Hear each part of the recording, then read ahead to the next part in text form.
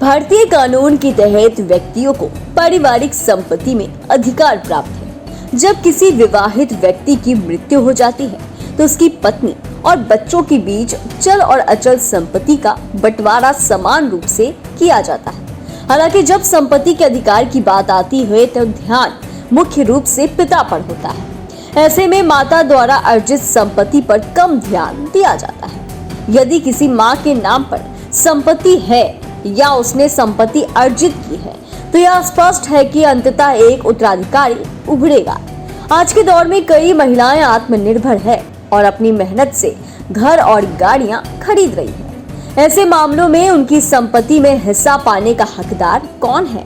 एक माँ की चल और अचल संपत्ति के लाभार्थी एक ऐसा विषय है जो सभी के बीच जागरूकता की मांग करता है। दरअसल भारतीय कानून के अनुसार यदि कोई महिला अपने जीवन काल के दौरान किसी भी प्रकार की संपत्ति अर्जित करती है या अपने पति, पिता या माँ से हिस्सा प्राप्त करती है तो उसके बेटे या बेटियां उसके जीवन काल के दौरान दावा नहीं कर सकते हैं। एक माँ अपनी अर्जित संपत्ति को वसीयत के जरिए अपनी इच्छा के अनुसार बांट सकती है। हालांकि यदि किसी महिला की मृत्यु बिना वसीयत के होती है, अर्थात यदि वह वसीयत तैयार करने से पहले ही मर जाती है, तो 1956 का हिंदू उत्तराधिकार अधिनियम लागू होता है। इस अधिनियम में संपत्ति के निकटतम परिवार के सदस्यों के बीच विभाजन शामिल है, जिन्हें कक्षा 1 के उत्तराधिकारी कहा जाता है। गौरतलब है कि इस श्रेणी में बेटियां भी शामिल हैं।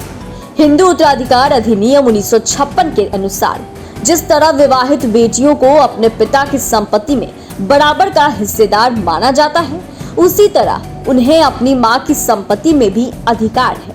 यदि मां की मृत्यु बिना वसीयत के हुई है, यानी बिना वसीयत के, तो 1956 अधिनियम के प्रावधान लागू होते हैं। इस परिदृश्य में एक विवाहित बेटी अपने भाइयों के साथ बराबर की हिस्सेदारी की हकदार है।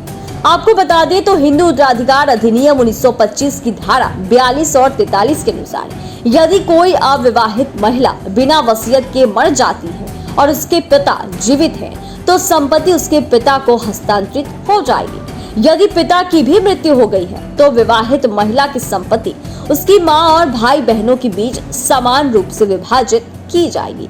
संपत्ति के अधिकार व्यक्तिगत मान्यताओं से प्रभावित होते हैं और विभिन्न व्यक्तिगत कानूनों द्वारा शासित होते हैं। हालांकि एक विवाहित बेटी के विरासत अधिकारों को सभी व्यक्तिगत कानूनों में मान्यता प्राप्त है। मुस्लिम कानून अक्सर महिलाओं को पुरुषों की तुलना में कम संपत्ति के अधिकार देता है और विभिन्न रिश्तों के आधार पर विरासत का अलग अलग प्रतिशत प्रदान करता है। इस तरीके से आपने इस वीडियो में भी जाना कि भारतीय कानून के अनुसार यदि कोई महिला अपने जीवन काल के दौरान किसी भी प्रकार की संपत्ति अर्जित करती है या अपने पति, पिता या मां से हिस्सा प्राप्त करती है तो उसके बेटे या बेटियां उसके जीवन काल के दौरान दावा नहीं कर सकते हैं। एक मां अपनी अर्जित संपत्ति को वसीयत के जरिए अपने इच्छा के अनुसार बांट सकती है।